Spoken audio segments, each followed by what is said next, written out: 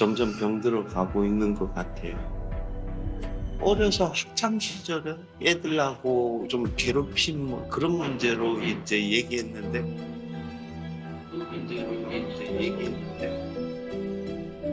학교 폭력 피해자시구나. 눌러 참았다가 한 번씩 그렇게 울분을 토하는 것 같아요. 세상에.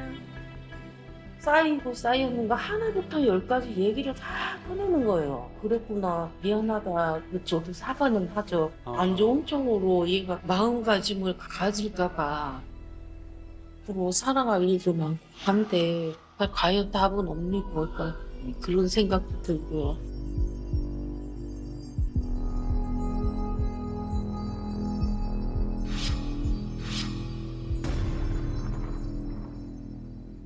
일단 저희 요 가족을 좀 만나봐야 될 것 같습니다. 네. 우리 지금 사연 주신 그 우리 가족 어디 계실까요? 네네네. 네, 두 분. 아버님, 어머님. 잠시만요. 지금 저쪽에서 한 분 따님이세요? 따님이세요? 따님이시구나. 네, 그러면 저희 세 분, 우리 가족 앞쪽으로 좀 모시겠습니다. 따님이구나. 같이 나오셨네요.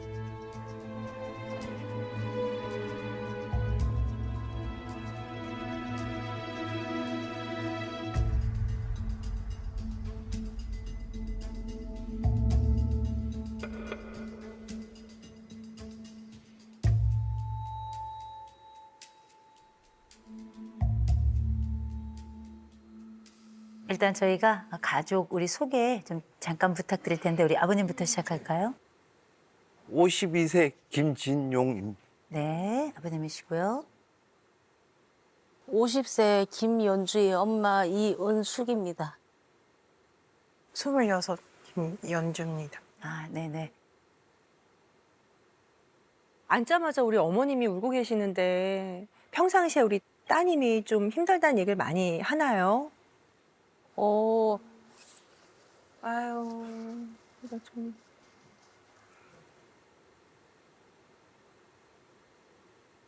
아니 저기 뭐지 주기적으로 자주 그런 건 아니고요. 과호흡이라든가 자기 감정 컨트롤이 안 돼서 막 대성통곡하고 오열을 하고 증상이 나타나는 것이 네. 초등학교 3학년 그쯤으로 기억이 되고요. 10살인데요? 예, 3학년 그쯤부터 무슨 일이 있었던 거예요? 뭐 학교 일을 다니면서 뭐 친구들 뭐 괴롭힘 뭐 그런 것도 있었고 뭐 우울증 뭐 막 하여튼 그런 거부터 자기 일에 뭐 좀 심리적으로 뭐 안 좋은 것들이 네. 많이 드러나서 진짜 많이 심했던 거는 요 근래 들어서 더 심해졌어요. 요 근래 들어서요. 얼마 전부터 애가 목소리가 힘이 없고요. 의욕도 없고 밥 먹는 것도 귀찮고 운동하는 것도 귀찮아 안 가. 방 청소도 하기 귀찮아가 안 하고요. 네. 씻는 것도 진짜 내가 막 몸이 괴로워갖고 못 살겠다 하면 그때 씻게 되고요. 세상에. 예전에는 조금 그러다가 요즘에는 이게 정도가 너무 높아져 있는 것 같아요. 완전히 바닥을 아무것도 치우지 않는 상태인가요? 그냥 사는 정도, 그냥 어떻게 직장을 다니고 있을까 그런 싶을 생각이 정도로요? 들 정도. 그러면 그게 최근에 있는 일이 과다하고 요런 문제 때문에 이 따님의 감정이 요즘 더 힘들까요? 아니면 그 옛날 초등학교, 중학교 때 있었던 그 일 때문에 지금의 문제가 더 힘들게 느껴지는 걸까요? 그 예전의 일 때문에. 예전의 일. 그게 이래 쌓이고 이래갖고 한 번 이래 스트레스 좀 받고 하면은 이게 이래 폭발되나? 그런 것 같은. 마치 토하듯이 다시 올라오고 네. 다시 올라오고 하나부터 이렇게. 열까지 다. 제가 조금 힘들지만 말씀을 좀 여쭙기는 혹시 따님이 신체적 폭력을 직접적으로 당한 적도 있나요?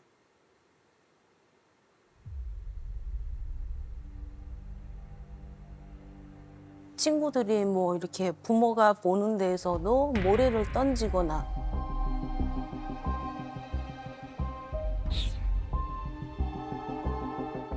어머 세상에.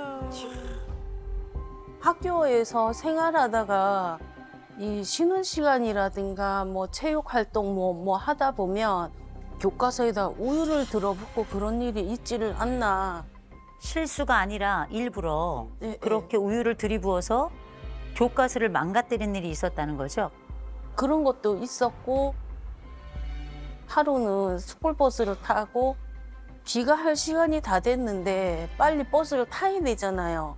운동화 한 짝이 어느 누군가 감춰버려서 신발이 없어서 창이라고. 아, 참나. 그 따님께서 그러니까 친구 문제로 힘들어한다는 걸 알고 나서 이제 두 분은 따님한테 어떤 말씀을 해주셨어요? 집에 와서 그러고 저러고 했는데 아빠가 가서 또 한번 따져주고 선생님한테 찾아가 달라. 그리고 저한테도 얘기를 했는데 그때 제가 찾아가려니 동생이 얘하고 8년 차이 져서 어려요, 그 당시에. 그러니까 아기를 봐가면서 제가 갈 수 있는 상황이 안 됐고 남편은 일 때문에 적재적소에 가보지를 못했는데 네네. 그러면서 서운한 것에 대해서도 얘기를 해요. 네. 근데 세대가 달라서 그런가 환경을 저희 때는 그런 걸 모르고 있었으니까 친구들끼리 그냥 그래 괜찮겠지 뭐 선생님 잘 돌봐주겠지 자연스럽게 선생님이 알아서 해드리겠지 아. 이렇게 생각하고 네. 크게 못 느꼈던 것 같아. 네, 그래서 못 도와준 거고. 그러면 이 문제를 해결하기 위해서 어떤 노력을 했을까요? 스스로 다 그렇게 과정을 거쳐왔습니다. 스스로요? 학교 자체별로 상담 선생님이라고 저 위클래스 상담 선생님 계셔요. 그 선생님한테 문을 두드려서 상담을 하고 왔든지. 본인이 스스로. 예. 오. 그래도 따님이 내게 있었던 일을 스스로 그냥 혼자 묻어두지 않고 그 치료의 발걸음을 계속 스스로 이어갔네요. 유년 시절에는 항상 생과 사를 오고 가고 선생님들과의 대치 상태, 엄마 아빠와의 대치 상태.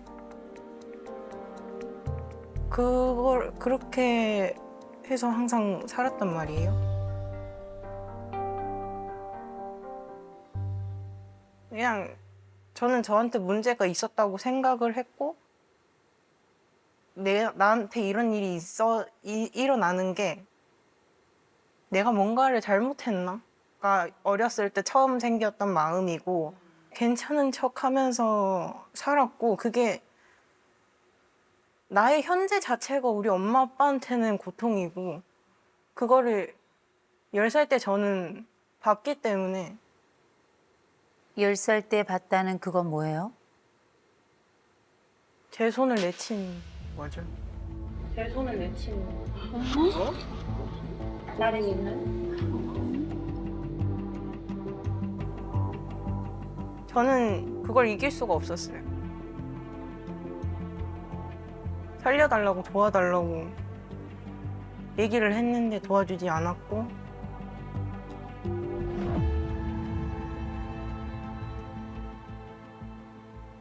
그 네가 도움이 필요할 때 제때 못 준 거에 대해서 사과도 많이 했고 미안하다 그랬고 용서해 달라고 그랬고 네가 원하는 게 있다면 맨발로 걸으라 그러면 걸을 수도 있다라고 그렇게까지 했는데 어떤 방법을 모르겠는 거예요.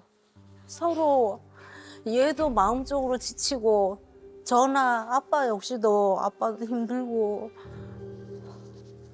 죄책감도 있고요.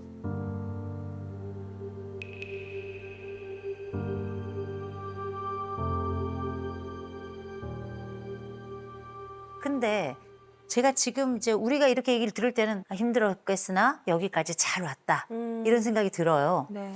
근데 왜 갑자기 최근에 이런 일들이 이렇게 무겁게 또 이렇게 고통스럽게 다가오는 걸까요?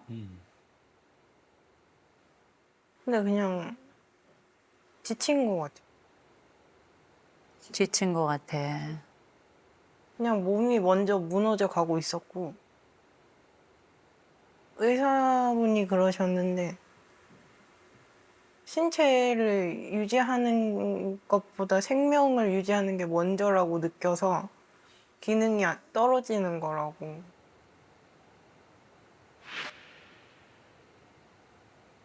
잠깐 그 얘기를 하면서 여쭤볼게요. 혹시 몸을 해하거나 스스로 자살 시도를 하거나 혹시 그런 일도 있어요?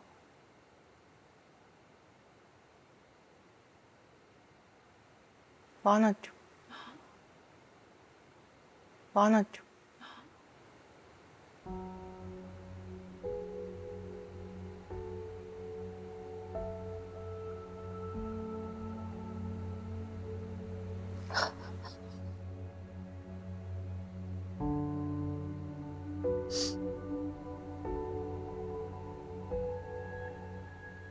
이게 정말 불효긴 한데 그거 아니면 못 살았어요.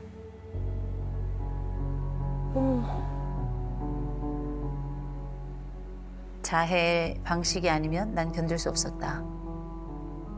언제든지 내가 이 삶을 놓을 수 있다는 생각 덕분에 산 거고 저는 분노로 살았는 거고 삶을 놓을 수 있다는 생각 덕분에 산 거고 저는 분노로 살았는 거고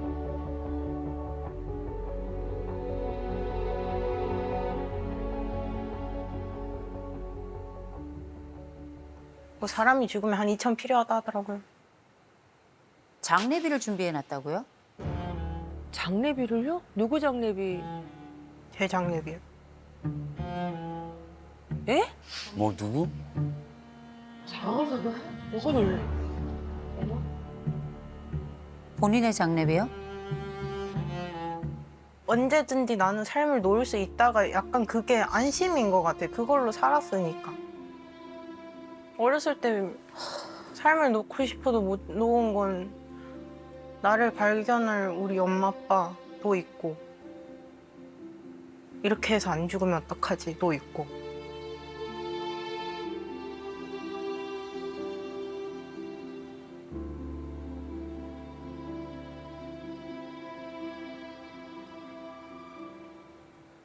지금 이 얘기 하면서 아버님 많이 울고 계신데 이 진짜 이렇게 큰 일이 될 줄은 몰랐어요. 그냥 너무 안이하게 생각했던 게 이제 와서 뭐 바꿔줄 수도 없고 할 수 있으면 해주고 싶은데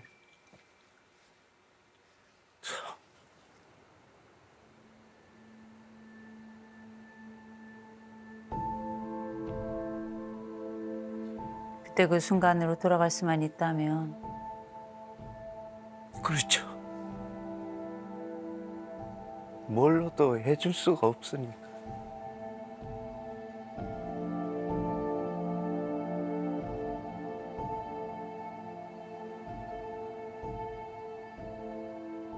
자, 그러면 제가 따님께 좀 여쭤볼게요. 어린 시절에 그렇게 운동장에서 친구들이 내 머리에 흙을 뿌리던 그 순간에 그렇게 침묵하고 멀리서 관망하듯 바라보던 내 아버지 어머니에게 사과받고 싶었어요? 그만했으면 좋겠어. 그만했으면 좋겠다는 게 뭐예요? 사과를.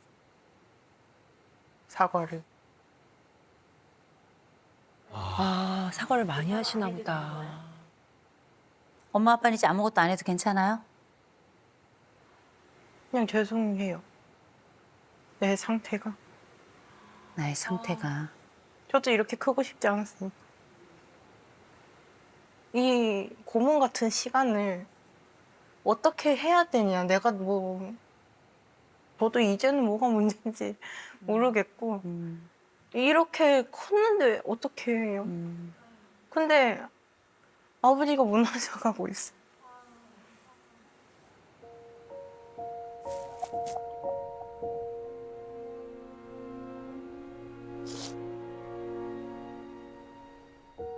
이 엄마 어떤 사람인지 보고 아버지 어떤 사람인지 보세요. 죄인처럼 앉아서 눈물 흘리고 있죠. 본인들이 어떻게 해야 되는지 몰랐어, 정말. 무지해가지고. 그래서 어떻게 했냐면 미안하다고 반복적으로 사과하고 뭘 할 줄 몰라서 쩔쩔매는 이게 그냥 이분들의 사랑이에요. 아버지 어머니는 미안하다는 얘기 그만하래요. 힘든가 봐요. 네. 지금부터 뭐라냐면 미안하다 말하지 마시고요. 힘내라고도 하지 마시고요. 그냥 두 분이 가지고 있는 종교 안에서 딸을 위해서 열심히 기도해 주세요. 제가 따님 얘기를 들으면서 근데 참 좋은 걸 발견했어요. 참 좋은 걸 발견했어요. 뭘 발견했냐면 그 어린 것이 상담 선생님을 연락까지 해가지고 내 발로 가서 만나. 어른보다 나아요. 또 하나. 지금 상황을 너무 잘 보고 있어요. 지금 나라는 사람을 중심으로 해서 이 집의 구조가 짜여지고 있다는 것도 알고 있고요. 내가 움찔할 때마다 내 아버지가 무너진다는 걸 보고 내가 움찔하면 내 어머니가 흔들린다는 걸 보고 있잖아요. 이건 아무나 볼 수 있는 게 아니에요. 그런데 제가 한 가지 좀 우려가 되는 게 있어요. 야, 우려. 우리 따님이 뭐가 있냐면 인내력이 별로 없어. 그렇게 됐어요. 원래 인내가 참 좋은데. 그쵸. 제가 보니까 지금 좀 무너진 상태인 것 같아요. 원래 기질이 이런 사람들이 이렇게 무너질 수가 없어요. 근데 다 바닥인데 너무 좋은 게 있어. 책임감이 너무 좋고요. 공감력이 너무 좋아요. 그리고 타인 수용 능력, 다른 사람을 받아들인 능력이 너무너무 좋아요. 그것뿐만 아니에요. 정서적 개방성도 너무 좋아요. 내 감정을 노출할 줄 알고 나라는 사람이 어떤 사람인지 지속적으로 관찰하는 힘도 가지고 있고요. 저는 그래서 이 전반적인 지표가 굉장히 안타까운 지점도 있지만 굉장히 중요한 포인트가 좋더라고요. 이 지점이 본인을 다시 고개 들고 어깨 펴고 의미를 회복해서 나답게 살아가게 할 거예요. 우리는 있는 것을 통해서 다시 의미부터 만듭시다.